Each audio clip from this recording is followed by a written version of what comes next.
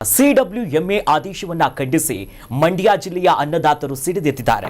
ಇವತ್ತು ಮಂಡ್ಯದ ಶ್ರೀರಂಗಪಟ್ಟಣ ತಾಲೂಕಿನ ಕೆಆರ್ಎಸ್ ಡ್ಯಾಮಿನ ಸಮೀಪ ಆ ಭಾಗದಲ್ಲಿ ಬಿಜೆಪಿ ನಾಯಕರು ಪ್ರತಿಭಟನೆ ಮಾಡಿದರು. ಈ ಪ್ರತಿಭಟನೆಯಲ್ಲಿ ಮಾಜಿ ಮುಖ್ಯಮಂತ್ರಿ ಯಡಿಯೂರಪ್ಪನವರು, ವಿಪಕ್ಷ ನಾಯಕ ಆರ್ ಅಶೋಕ್, ವಿಜೇಂದ್ರ ಸೇರಿದಂತೆ ಬಿಜೆಪಿಯ ಮುಖಂಡರೆಲ್ಲರೂ ಕೂಡ ಭಾಗಿಯಾಗಿದ್ರು. ಇದನ್ನು ಉದ್ದೇಶಿಸಿ ಯಡಿಯೂರಪ್ಪನವರು ಮತ್ತು ಆರ್ ಅಶೋಕ್ ಅವರು ಮಾತನಾಡಿದ್ದಾರೆ. ಆ ಮಾತುಗಳನ್ನು ನೋಡೋಣ. ಅವರು ಪ್ರಾಮಾಣಿಕರಾಗಿದ್ರೆ ಒಂದು ಹನಿ ನೀರನ್ನ ತಮಿಳುನಾಡಿಗೆ ಬಿಡೋಲ್ಲ, ಅಗತ್ಯ ಬಿದ್ದರೆ ನಾನು ಮುಖ್ಯಮಂತ್ರಿ ಸ್ಥಾನಕ್ಕೆ ರಾಜೀನಾಮೆ ಕೊಡ್ತೇನೆ ರಾಜ್ಯದ ರೈತರ ಹಿತದೃಷ್ಟಿಯಿಂದ ಅಂತ ಹೇಳ್ಬೇಕಾಗಿತ್ತು. ಆ ಮಾತನ್ನು ಹೇಳ್ದೇನೆ ರಾಜಕೀಯ ದೊಂಬರಾಟ ಮಾಡ್ತಾ ಯಾರು ಸಚಿವರಾಗಬೇಕು ಅಂತೇಳಿ ದೆಹಲಿನಲ್ಲಿ ರಾಹುಲ್ ಗಾಂಧಿ ಮನೆ ಬಾಗಿಲಿಗೆ ಕಾಯ್ಕೊಂಡು ಕೂತಿರುವಂತ ಈ ಲಜ್ಜೆಗೆಟ್ಟ ಕಾಂಗ್ರೆಸ್ ಮುಖಂಡರಿಗೆ ಎಷ್ಟು ಬಾರಿ ಧಿಕ್ಕಾರ ಹೇಳಿದ್ರು ಕಡಿಮೆ ಆಗುತ್ತೆ. ಇಂತ ಒಂದು ವಿಶೇಷವಾದ ಸಂದರ್ಭದಲ್ಲಿ ಇವತ್ತೇನು ತಮಿಳುನಾಡಿಗೆ ದಿನ 3,500 ಕ್ಯೂಸೆಕ್ ನೀರು ಹರಿಸಬೇಕು ಅಂತ ಹೇಳಿ ಕಾವೇರಿ ನಿಯಂತ್ರಣ ಮಂಡಳಿ ಹೇಳಿದೆ. ಇವತ್ತು ಇಲ್ಲಿ ಕೆಆರ್ಎಸ್ ನಲ್ಲಿ ನಾವು ಧರಣಿ ಕುಂತಿದ್ದೇವೆ. ಬನ್ನಿ ಮುಖ್ಯಮಂತ್ರಿಗಳೇ, ನಿಮ್ಮ ತಮಿಳುನಾಡಿನ ಮುಖ್ಯಮಂತ್ರಿ ಬರ್ತಾರಲ್ಲ ಅವ್ರನ್ನ ಇಲ್ಲಿ ಕರ್ಕೊಂಡು ಬನ್ನಿ. ಇಲ್ಲಿ ಈ ಜಲಾಶಯ ಸಂಪೂರ್ಣ ಬತ್ತೋಗಿದೆ. ಬಹುಶಃ ಬರುವಂತ ದಿವಸಗಳಲ್ಲಿ ಕುಡಿಯುವ ನೀರು ಕೊಡೋದಕ್ಕೂ ಕಷ್ಟ ಆಗುತ್ತೆ ಅನ್ನುವಂತ ಪರಿಸ್ಥಿತಿ ಇರುವಂತ ಈ ಸಂದರ್ಭದಲ್ಲಿ ಯಾವ ಮುಖ ಇಟ್ಕೊಂಡು ಇವತ್ತು ನೀವು ಈ ರಾಜಕೀಯ ದೊಂಬರಾಟ ಮಾಡ್ತಾ ಇದ್ದೀರಾ? ಕ್ಯಾಬಿನೆಟ್ ರಚನೆ ಮಾಡಕ್ಕೆ 3 ದಿನ ರಾಹುಲ್ ಗಾಂಧಿ ಮನೆ ಮುಂದೆ ಫುಟ್ಪಾತ್ ಅಲ್ಲಿ ಕಾದ್ಕೊಂಡು ನಿಂತಿದ್ರಿ. ಅವಾಗ ಜ್ಞಾಪಕ ಬರಲಿಲ್ಲ ಕಾವೇರಿ. ಇವತ್ತು ಕಾವೇರಿ ಭಾಗದಲ್ಲಿ ಬೀದಿಗೆ ಹೋರಾಟ ಮಾಡ್ತಾ ಇದ್ದಾರೆ. ಹತ್ತಿ ಉಳಿತಾ ಇದೆ. ಮುಂದೆ ನೀರಿಗೆ ಸಮಸ್ಯೆ ಆಗ್ತದೆ. ರೈತರಿಗೆ ಎಲ್ಲರಿಗೂ ಹೇಳಿದಿರ ಬೆಳೆ ಬೆಳಿಬೇಡಿ ಅಂತ. ಹಂಗಾರೆ ಏನ್ ಮಾಡ್ಬೇಕು? ಅವರು ಪರಿಹಾರ ಏನನ್ನ ಕೊಟ್ಟಿದ್ದೀರಾ? ರೈತರ ಪರಿಹಾರ ಕೊಟ್ಟಿದ್ದೀರಾ? ಒಂದ್ ಪೈಸಾ ಪರಿಹಾರ ಕೊಟ್ಟಿಲ್ಲ. ಬರಗಾಲ ಘೋಷಣೆ ಮಾಡಿದ್ದೀರಾ? ಬರಗಾಲ ಘೋಷಣೆ ಮಾಡಿಲ್ಲ. ಕೇಂದ್ರಕ್ಕೆ ವರದಿ ಕೊಟ್ಟಿದ್ದೀರಾ ಬರಗಾಲದ್ದು? ಇನ್ನು ಕೇಂದ್ರಕ್ಕೆ ವರದಿ ಕೊಟ್ಟಿಲ್ಲ. ರೆವಿನ್ಯೂ ಮಿನಿಸ್ಟರ್ ಪರಮೇಶ್ವರ್ ಹೇಳ್ತಾರೆ ಆದ್ಮೇಲೆ ಕೂಗ್ತಾರಂತೆ. ರೈತರೆಲ್ಲ ಗುಳೆ ಹೋಗ್ತಾ ಇದ್ದಾರೆ. ನಾನು ಹೋಗಿದ್ದೆ, ನಾನು ಬಳ್ಳಾರಿಗೆ ಹೋಗಿದ್ದೆ. ಅಲ್ಲಿ ಅಲ್ಲೆಲ್ಲ ಟ್ರ್ಯಾಕ್ಟರ್ಗಳಲ್ಲಿ ಎಲ್ಲ ಆವಾಗ ಗುಳೆ ಹೋಗ್ತಾ ಇದ್ದಾರೆ ಎಲ್ಲ ಜನ. ಇತ್ತೀಚೆಗಷ್ಟೇ ಬಿಡದಿಯ ರೈತರ ವಿಚಾರವಾಗಿ ಯಡಿಯೂರಪ್ಪನವರು ಫೀಲ್ಡ್ಗಿಳಿದು ಗುಡುಗಿದ್ರು. ನಂತರ ಇವತ್ತು ಮತ್ತೆ ರೈತರ ಪರವಾಗಿ ಮಾತನಾಡ್ತಿದ್ದಾರೆ. ಇವತ್ತು ಬಹಳ ವಿಭಿನ್ನವಾಗಿ ಮಂಡ್ಯ ಜಿಲ್ಲೆಯಲ್ಲೇ ಯುವ ಮೋರ್ಚಾದಿಂದ ಬೇರೆ ಕಡೆಯಲ್ಲಿ ಪ್ರತಿಭಟನೆ, ಧರಣಿ, ಮಹಿಳಾ ಮೋರ್ಚಾದಿಂದ ಇನ್ನೊಂದು ಕಡೆಯಲ್ಲಿ ಒಂದು ರೀತಿ ಬಹಳ ಗಟ್ಟಿ ಧ್ವನಿಯನ್ನ ಬಿಜೆಪಿ ಆರಂಭಿಕವಾಗಿ ಎತ್ತಿದೆ. ಖುಷಿ ಆಗ್ತಿದೆ. ಬೇರೆ ಬೇರೆ ವಿಚಾರದಲ್ಲಿ ಲೇಟಾಗಿ ಧ್ವನಿ ಎತ್ತುತ್ತಾ ಇದ್ರು. ಇದು ಯಾವಾಗ ಮೊನ್ನೆನೇ ಆಗಬೇಕಾಗಿರೋ ಕೆಲಸ ತಡವಾಗಾದರೂ ಇವತ್ತು ಒಂದು ದಂಡು ಕಟ್ಟಿಕೊಂಡು ಬಿಜೆಪಿ ತನ್ನ ಸಾಮರ್ಥ್ಯವನ್ನು ಪ್ರದರ್ಶನ ಮಾಡ್ದಂಗಿದೆ. ಕಾಂಗ್ರೆಸ್ನ ಕಾಲೆಳಿತಾ ಇತ್ತು. ಮುಖಂಡರುಗಳೆಲ್ಲ ಹೋಗಿ ದೆಹಲಿ ರಾಹುಲ್ ಗಾಂಧಿ ಮನೆ ಬಾಗಿಲನ್ನ ಕಾಯ್ತಾ ಇದ್ದೀರಿ ಅಂತ ಹೇಳ್ತಾ ಇದ್ದಾರೆ. ಅದು ಸತ್ಯಕ್ಕೆ ಏನು ಅಂತ ದೂರ ಇದ್ದದ್ದು ಮಾತಲ್ಲ. ಆದರೆ ಯಡಿಯೂರಪ್ಪನ ಬಾಯಲ್ಲಿ ಅದು ಕೇಳೋದೇ ಒಂಥರ ಖುಷಿ. ಇಂಥ ಸಂದರ್ಭದಲ್ಲೂ ಕೂಡ ನೀವು ರಾಜ್ಯದ ಜನದ ಪರವಾಗಿ ನಿಂತುಕೊಂಡು ನಿಮ್ಮದೇ ಆದಂಥ ನಿಟ್ಟಲ್ಲಿ ತಮಿಳುನಾಡಿಗೆ ಮನವರಿಕೆ ಮಾಡಿಕೊಡಬೇಕು. ಸಾಧ್ಯ ಆದರೆ ಸರ್ವಪಕ್ಷಿಗಳ ನಿಯೋಗನ ಕರ್ಕೊಂಡೋಗಿ ಕೇಂದ್ರಕ್ಕೆ ಮನವರಿಕೆ ಮಾಡಿಕೊಡುವಂಥ ಪ್ರಯತ್ನವನ್ನು ಮಾಡಬೇಕು ಅನ್ನೋಂಥ ನಿಟ್ಟಲ್ಲಿ ಮಾತಾಡ್ತಾ ಇದ್ದಾರೆ. ಸತ್ಯವಾದ ಮಾತದು. ಹೌದು. ಇವತ್ತು ಇಂಥ ಹಿರಿಯ ನಾಯಕರುಗಳು ಬಂದ್ಬಿಟ್ಟು ಹೋರಾಟಕ್ಕೆ ನಿಂತಾಗ ಆ ಕಿಚ್ಚು ಬೇರೆ ತರ ಇರುತ್ತೆ. ಒಂದಷ್ಟು ಜನ ಬಂದು ನಿಂತ್ಕೊಳ್ತಾರೆ. ನೋಡಿ, ನೀವು ಕರ್ನಾಟಕದ ಬಂದ್ ಅನ್ನೋ ಕಾನ್ಸೆಪ್ಟ್ ಇದೆಯಲ್ಲ, ಅದರ ಬದಲಾಗಿ ಈ ಹೋರಾಟಗಳಿಗೆ ತೀವ್ರತೆಯನ್ನು ಕೊಡ್ತಾ ನೀವು ಇಂಥ ಹಿರಿಯ ನಾಯಕರುಗಳನ್ನ ಮತ್ತು ಮುತ್ಸದ್ದಿಗಳನ್ನು ಕರ್ಕೊಂಬಂದ್ಬಿಟ್ಟು ಅವ್ರ ಕಡೆಯಿಂದ ಒಂದಷ್ಟು ಹೇಳಿಕೆಗಳನ್ನು ಕೊಡಿಸಿದ್ರೆ ಒಂದಷ್ಟು ರೀಚ್ ಆಗುವಂಥ ಪಾಯಿಂಟ್ ಆಫ್ ವ್ಯೂ ಬೇರೆ ಇರುತ್ತೆ. ನೀವು ಎಲ್ಲಿಗೆ ರೀಚ್ ಆಗಬೇಕು ಅದನ್ನು ಬಂದ್ ಮಾಡ್ಕೊಂಡು ಹೇಳುವಂಥದ್ದು ಪ್ರಯತ್ನ ತುಂಬ ಕಡಿಮೆ ಆಗುತ್ತೆ. ಸೊ ಇವರೆಲ್ಲ ಬಂದು ಮಾತಾಡಬೇಕು. ಆದರೆ ಒಂದು ಅರ್ಥ ಆಗ್ತಾ ಇಲ್ಲ ನನಗೆ. ಇವರೆಲ್ಲರೂ ಸೇರಿಕೊಂಡು ಜನಕ್ಕೆ ಒಂದು ಮನವರಿಕೆ ಮಾಡಿಕೊಡ್ತಾ ಇದ್ದಾರೆ. ಜನರ ಜೊತೆ ನಾವಿದ್ದೀವಿ, ರೈತರ ಜೊತೆ ನಾವಿದ್ದೀವಿ ಅಂತ ಮಾತಾಡ್ತಾರೆ. ಆರ್ ಅಶೋಕ್ ಹೇಳ್ತಾ ಇದ್ರು, ನೀವು ಬರಗಾಲದ ವಿಚಾರದಲ್ಲಿ ಇನ್ನೊಂದೇನೋ ಮಾಡಿಸ್ತೀನಿ, ನೀವು ಯಾವುದು ಕೇಂದ್ರಕ್ಕೆ ಮನವಿ ಮಾಡಿಕೊಟ್ಟಿಲ್ಲ. ನಿಮ್ಮಲ್ಲೂ ಸಂಸದರಿದ್ದಾರೆ, ಹೌದು, ನಿಮ್ಮದೇ ಸರ್ಕಾರ ಇದೆ ಕೇಂದ್ರದಲ್ಲಿ. ಅರೆ ರಾಜ್ಯದ ಕತೆ ಬಿಟ್ಟು ಬರೋಣ. ಅವರಿಗೆ ಅವಕಾಶಗಳಿಲ್ಲ ಹೇಳ್ಕೊಳ್ಳೋದಕ್ಕೆ. ಮುಂದೆ ತಮಿಳುನಾಡಲ್ಲಿ ಅಸಹಾಯಕತೆ ಇದೆ.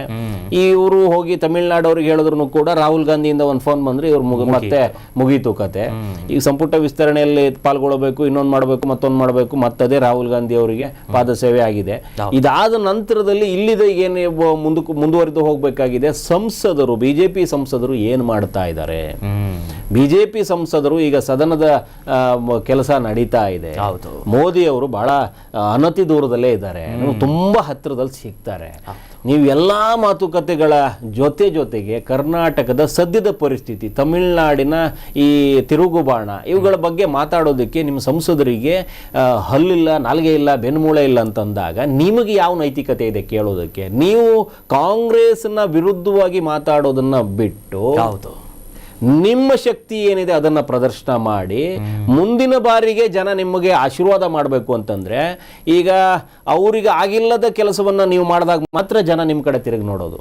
ಅವ್ರು ಮಾಡಲಿಲ್ಲ ನೀವೇನ್ ಮಾಡ್ತಾ ಇದ್ದೀರಿ ಅದನ್ನೇ ಜನ ಕೇಳೋದು. ಅರೆ ಬಿಜೆಪಿ ವಿರೋಧ ಪಕ್ಷದಲ್ಲಿ ಇದ್ರೂ ಕೂಡ ಕೇಂದ್ರದಲ್ಲಿ ಇವ್ರ ಪಕ್ಷ ಇದೆ, ಕೇಂದ್ರದಲ್ಲಿ ಇವ್ರ ಪಕ್ಷ ಇದೆ, ಹೋಗಿ ಕೇಳೋದಕ್ಕೆ ಇವ್ರಿಗೆ ಏನ್ ದಾಡಿ ಅಂತ ಕೇಳ್ತಾರೆ. ಕೇಳಬೇಕಾಗಿರೋದು ನೀವು ಕೇಳ್ತಾ ಇಲ್ಲ, ಬರೀ ಇವ್ರ ಮೇಲ್ಗಡೆ ಆರೋಪ ಮಾಡೋದಕ್ಕೆ ಮಾತ್ರ ನಮ್ಮ ಜೊತೆ ಹೋರಾಟಕ್ಕೆ ನಿಂತ್ಕೋತಾರ ಇವರು ಅಂತ. ಆಕ್ಚುಲಿ ಕೆಲವೊಂದು ವಿಚಾರಗಳಲ್ಲಿ ಬಿಜೆಪಿಗರಿಗೆ ಇದೇ ಅನ್ಯಾಯ, ಇದೇ ಪ್ಲಸ್. ಹೌದು, ಇದು ಎಲ್ಲವನ್ನೂ ಕೂಡ ಇವ್ರು ಹೇಳ್ತಾ ಇರೋದೇನು ಅಂತಂದ್ರೆ ಇಲ್ಲಿದ ಮಾತ್ರ ತೋರಿಸ್ತಾರೆ, ಇಲ್ಲಿದ ಅನ್ಯಾಯ ಮಾತ್ರ ಇದು ಮಾಡ್ತಾರೆ. ಈಗ KPSC ವಿಚಾರ ತಗೊಳ್ಳಿ, ಅಲ್ಲಿಯ ನೀಟ್ ಹಗರಣ ತಗೊಳ್ಳಿ, ಒಂದು ಪಕ್ಷ ಇಲ್ಲಿ ಸುದ್ದಿ ಮಾತಾಡುತ್ತೆ, ಒಂದು ಪಕ್ಷ ಅಲ್ಲಿ ಸುದ್ದಿ ಮಾತಾಡುತ್ತೆ. ಸಾರ್ವತ್ರಿಕವಾಗಿ ಯಾರು ಮಾತಾಡ್ತಾ ಇಲ್ಲ. ಇದೇ ಸಮಸ್ಯೆ ರಾಜಕೀಯದವರು. ಇವ್ರನ್ನ ನಂಬ್ಕೊಂಡೇನಾದ್ರೂ ನಾವು ಹೇಳಿದ್ರೆ ಈ ಮೊಸಳೆ ನ್ಯಾಯ ಕೊಡುತ್ತಲ್ಲ ಆ ನಿಟ್ಟಲ್ಲಾಗುತ್ತೆ. ಕಣ್ಣೀರ್ ಹಾಕಿದ್ದನ್ನೆಲ್ಲ ನಂಬ್ಕೊಂಡೇನ ಹತ್ರಕ್ಕೆ ಹೋಗ್ಬಿಟ್ರೆ ಹಂಗೆ ನುಂಕೊಂಡ್ಬಿಡುತ್ತೆ. ಇವರು ಅದೇ ಕತೆ ಮಾಡ್ತಾ ಇದ್ದಾರೆ. ಇವ್ರ ಹತ್ರ ಅಸ್ತ್ರ ಇದೆ, ಕೇಂದ್ರಕ್ಕೆ ಹೋಗೋದಕ್ಕೆ ಇವರು ಪ್ರಯತ್ನ ಪಡ್ತಾ ಇಲ್ಲ. ಇವ್ರಿಗೆ ಮನವರಿಕೆ ಮಾಡೋದಕ್ಕೆ ಅವಕಾಶ ಇದೆ, ಆದ್ರೆ ಅಲ್ಲಿ ಹೋದ್ರೆ ಮತ್ತೆ ಹೈಕಮಾಂಡ್ ನಿಂದ ರಾಹುಲ್ ಗಾಂಧಿ ಬೇರೆ ಏನಾದ್ರೂ ನಿಟ್ಟಲ್ಲಿ ಹೇಳ್ಬಿಟ್ಟಾರು. ಈಗ ಸದ್ಯಕ್ಕೆ ಸಂಪುಟಕ್ಕೆ ಏನೋ ಒಂದು ಮಾಡ್ಕೊಂಡಿದೀವಿ ಕೆಲಸಗಳನ್ನ, ಅದೆಲ್ಲ ಹಾಳಾಗಿ ಹೋಗ್ಬಿಟ್ಟತ್ತು ಅಂತ ಹೇಳ್ಬಿಟ್ಟು ಮತ್ತೆ ಅವರು ತಣ್ಣಗಾಗಿದ್ದಾರೆ. ಒಟ್ನಲ್ಲಿ ಸಾಯ್ತಾ ಇರೋದು ಮಾತ್ರ ರೈತರು. ನಮ್ಮ ನೀರು ನಾವು ಉಳಿಸ್ಕೋಬೇಕು, ನಮ್ಮ ಅಸ್ತಿತ್ವ ಅಂದ್ರೆ ಕರ್ನಾಟಕದಲ್ಲಿ ಹುಟ್ಟುವ ನದಿ ನಮಗೆ ಹಕ್ಕಿದೆ, ನಮ್ಮ ಹಕ್ಕನ್ನ ನಮಗೆ ಕೊಡಿ, ಮೂಲಭೂತವಾಗಿ ಕೇಳ್ತಾ ಇದ್ದೀವಿ. ನಮ್ಮ ಹಕ್ಕಿದು, ಕುಡಿಯೋ ನೀರಿಗೆ ತತ್ವಾರ ಆಗುವ ಸಾಧ್ಯತೆ ಇರುತ್ತೆ. ನಮ್ಮ ಬೇಡಿಕೆಯನ್ನ ಮೊದಲಿಗೆ ಈಡೇರಿಸುವಂಥ ಪ್ರಯತ್ನವನ್ನು ಸುಪ್ರೀಂಗೆ ಮನವಿ ಮಾಡ್ತಾ ಇದ್ದೀವಿ. ಈ ಹಿಂದೆ ಕಾವೇರಿ ನ್ಯಾಯಮಂಡಳಿ ಕೂಡ ಇದೆ, ಜಲ ವಿವಾದದ ನ್ಯಾಯಮಂಡಳಿ ಕೂಡ ಇದನ್ನೇ ಹೇಳಿತ್ತು. ಸುಪ್ರೀಂ ಕೋರ್ಟ್ನ ಮನವರಿಕೆ ಇದೇ ಮಾಡಿತ್ತು. ಏನು ಅಂತಂದರೆ ತಮಿಳುನಾಡಿನಲ್ಲಿ ಹೆಚ್ಚುವರಿಯಾಗಿ ಯಾವ 74ರಲ್ಲಿ ಮುಗಿದೋಗಿರುವಂಥ 1924ರಿಂದ 74ರವರೆಗೂ ಏನು 50 ವರ್ಷಗಳ ಒಪ್ಪಂದ ಇತ್ತು, ಆ ಸಂದರ್ಭದಲ್ಲಿ ಕೃಷಿ ಭೂಮಿಯನ್ನು ಹೆಚ್ಚಿಸ್ಕೊಂಡಿದ್ದು ತಮಿಳುನಾಡಿನ ಮೊದಲ ತಪ್ಪು ಅಂತ. ಈಗ ಕೇಳ್ತಾ ಇರೋದು ನೀವು ಹೆಚ್ಚುವರಿಯಾಗಿ ನೀವು ಮಾಡ್ಕೊಂಡಿರುವ ಲೋಪದ ವಿಚಾರದಲ್ಲಿ. ಅದನ್ನೇ ಮುಂದಿಟ್ಕೊಂಡು ಹೋದ್ರೂ ಕೂಡ ಇವರಿಗೆ ಒಂದಷ್ಟು ಸಕ್ಸಸ್ ಆಗೋ ಸಾಧ್ಯತೆ ಇರುತ್ತೆ. ಹೆಚ್ಚುವರಿ ಯಾಕಂದ್ರೆ ಒಂದು ಒಪ್ಪಂದ ಮಾಡ್ಕೊಂಡಿದ್ದಾಗ ಏನಿದೆಯೋ ಯಥಾಸ್ಥಿತಿಯನ್ನ ಕಾಪಾಡ್ಕೋಬೇಕು ಅನ್ನುವಂಥದ್ದು ಅವರಿಗೆ ಮೊದಲು ಮನವರಿಕೆ ಮಾಡ್ಕೊಡ್ಬೇಕು ನಾವು. ಒಪ್ಪಂದ ಆಗೋದೇ ಅದೇನೆ, ಯಥಾಸ್ಥಿತಿಯನ್ನ ಕಾಪಾಡಿಕೊಂಡು ಅದನ್ನ ನಮಗೆ ಏನ್ ಹೇಳಿದಾರೋ ಅದನ್ನ ನಾವು ಪಾಲಿಸ್ಕೊಂಡು ಹೋಗ್ಬೇಕು. ನೀವು ಹೆಚ್ಚುವರಿಯಾಗಿ ನೀವು ಕೃಷಿ ಚಟುವಟಿಕೆಗಳನ್ನ ಮಾಡಿಕೊಂಡು ಮತ್ತೆ ನೀವು ನೀರ್ ಬಿಡಿ ಅಂತಂದ್ರೆ ಬರಗಾಲದ ಪರಿಸ್ಥಿತಿಗೂ ಸಾಮಾನ್ಯದ ಪರಿಸ್ಥಿತಿಯಲ್ಲೂ ಎರಡೂ ಕೂಡ ನಿಮ್ಮ ಬೇಡಿಕೆ ಒಂದೇ ಆದ್ರೆ ಅದು ತಪ್ಪು ಅನ್ನೋದನ್ನ ಮನವರಿಕೆ ಮಾಡಿಕೊಡ್ಬೇಕು. ಸಾಮಾನ್ಯ ಪರಿಸ್ಥಿತಿಯಲ್ಲಿ ಇಲ್ಲಿ ಏನ್ ನೀರಿರುತ್ತೋ ಆ ಟೈಮಲ್ಲಿ ನೀವು ಕೇಳೋದನ್ನ ಕೊಡ್ತೀವಿ. ಹೋದ ವರ್ಷದಲ್ಲಿ ಏನೂ ತೊಂದರೆ ಆಗಿಲ್ಲ. ಈ ವರ್ಷದಲ್ಲಿ ಬರದ ಪರಿಸ್ಥಿತಿ ಇದೆ, ವಾಡಿಕೆಗಿಂತ ಕಡಿಮೆ ಮಳೆಯಾಗಿದೆ, ಮುಂಗಾರು ಕೈ ಕೊಟ್ಟಿದೆ, ಬರದ ಪರಿಸ್ಥಿತಿಯಲ್ಲಿದ್ದೀವಿ.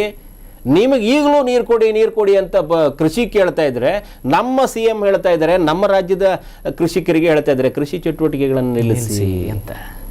ನಿಮಗೆ ಕೃಷಿಗೆ ನೀರು ಕೊಡೋದಕ್ಕೆ ನಾವು ಕುಡಿಯೋ ನೀರನ್ನು ಬಿಡಬೇಕಾ ಅನ್ನುವಂಥದ್ದನ್ನ ಕೂಡ ಇವರು ಮನವರಿಕೆ ಮಾಡಿಕೊಡ್ಬೇಕು. ಅಲ್ಲೆಲ್ಲ ಒಂದು ಕಡೆ ಸೋಲ್ತಾ ಇದ್ದಾರೆ. ಸೊ ಆ ಪ್ರಯತ್ನವನ್ನ ಮಾಡಬೇಕು. ಕೇಂದ್ರದಲ್ಲಿ ಬಿಜೆಪಿಯ ಸರ್ಕಾರ ಇರೋದ್ರಿಂದ ಬಿಜೆಪಿ ನಾಯಕರುಗಳಿಗೆ, ಮುಖಂಡರುಗಳಿಗೆ, ಇಂಥ ಮುತ್ಸದ್ದಿಗಳಿಗೆ ಒಂದು ಹಿಡಿ ಹೆಚ್ಚು ಅವಕಾಶ ಇದೆ. ಅದನ್ನು ಅವರಲ್ಲಿ ಹೋಗಿ ಮಾಡೋದು. ಅಂದ್ರೆ ಒಂದ್ ಕಡೆ ಸರ್, ಈಗ ಕಾವೇರಿ ವಿಚಾರವಾಗಿಯೂ ಅದರ ಜೊತೆಯಲ್ಲೇ ಬರವನ್ನ ಘೋಷಣೆ ಮಾಡೋ ವಿಚಾರದಲ್ಲಿ ಹಿಂದೇಟ್ ಹಾಕಬಾರ್ದು ಅನ್ನೋ ಒಂದು ಕಳವಳ ಬರ್ತಾ ಇದೆ. ಯಾಕಂತಂದ್ರೆ ರೈತರು ನೀರಿನ ವಿಚಾರದಲ್ಲಿ ಈಗ ನಮ್ಮ ನೀರು ಕೊಡೋದೇ ಇಲ್ಲ ಅನ್ನೋದು ಗಟ್ಟಿ ನಿರ್ಧಾರ. ಜೊತೆಯಲ್ಲಿ ಬರ ಘೋಷಣೆ ಆಗ್ಬೇಕು, ಹೋಗಿ ಬೆಳೆ ಎಲ್ಲ ವೀಕ್ಷಣೆ ಮಾಡಿದ್ರು, ಪರಿಹಾರ ಕೊಡೋ ನಿಟ್ಟಿನಲ್ಲಿ ಎಲ್ಲೋ ಒಂದು ಕಡೆ ಮರ್ತಂಗ್ ಕಾಣಿಸ್ತಿದೆ ಸರ್. ಬಿಜೆಪಿಯವರು ಕೂಡ ಅದಕ್ಕೊಂದು ಒಂದು ಸಮಿತಿ ತರ ಮಾಡಿಕೊಂಡು ಅಲ್ಲೆಲ್ಲ ಹೋಗಿ ಗಿಡ ಕಿತ್ತು ಫೋಟೋಸ್ ಅಷ್ಟು ಮುಗೀತು. ಅಲ್ಲಿ ಫೋಟೋ ಸೆಷನ್ ಮುಗೀತು ಅಂತಂದ್ರೆ ಅರ್ಧ ರಾಜಕೀಯ ಮುಗಿದಂಗೆ. ಇನ್ನೇನು ಬೇಕಾಗಿದೆ, ಒಂದೆರಡು ಹೇಳಿಕೆ, ಸ್ಟೇಟ್ಮೆಂಟು, ಫೋಟೋಸು ಎಲ್ಲ ಬಂದ್ಬಿಡ್ತು, ಎಲ್ಲ ಪತ್ರಿಕಾ ಮಾಧ್ಯಮಗಳಲ್ಲೂ ಬಂದ್ಬಿಡ್ತು ಅಂತಂದ್ರೆ ಅವ್ರ ಕೆಲಸ ಕಾರ್ಯ ಮುಗಿದೋಯ್ತು ಅಂತ. ನಿಜಕ್ಕೂ ಕೆಲಸ ಮಾಡಬೇಕಾಗಿರೋದು ಸರ್ಕಾರ. ಇವರು ಹೇಳದೇ ಇರಲಿ, ಜನಾದೇಶದೊಂದಿಗೆ ಸರ್ಕಾರ ರಚನೆ ಆಗಿದೆ. ನಮ್ಮ ಕರ್ತವ್ಯ ಅಂತ ಸರ್ಕಾರ ಮಾಡಿದ್ರೆ ಇವತ್ತಿಗಾಗಲೇ ಬರದ ಘೋಷಣೆ ಆಗೋಗ್ಬಿಟ್ಟಿರೋದು. ಇನ್ನೂ ಕೃಷಿ ಸಚಿವರನ್ನೇ ಆಯ್ಕೆ ಮಾಡಿಲ್ಲ. ಸಂಪುಟ ಪುನರ್ರಚನೆ ವಿಚಾರದಲ್ಲಿ ಗೊಂದಲ.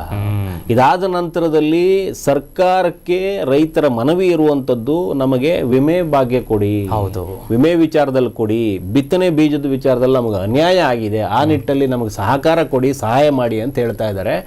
ಬರದ ವಿಚಾರದಲ್ಲೇ, ಬರದ ಘೋಷಣೆ ಸಂದರ್ಭದಲ್ಲೇ ಕೆಲವೊಂದಷ್ಟು ವಿಚಾರಗಳನ್ನು ಮನದಲ್ಲಿಟ್ಟುಕೊಂಡೇ ಕಾಂಗ್ರೆಸ್ ಸರ್ಕಾರ ಒಂದಷ್ಟು ಯೋಜನೆಗಳನ್ನು ಕೊಡಬೇಕು. ಸರ್ಕಾರ ರೈತರಿಗೆ ಆ ಕೆಲಸ ಮಾಡಬೇಕು, ನೋಡಬೇಕು.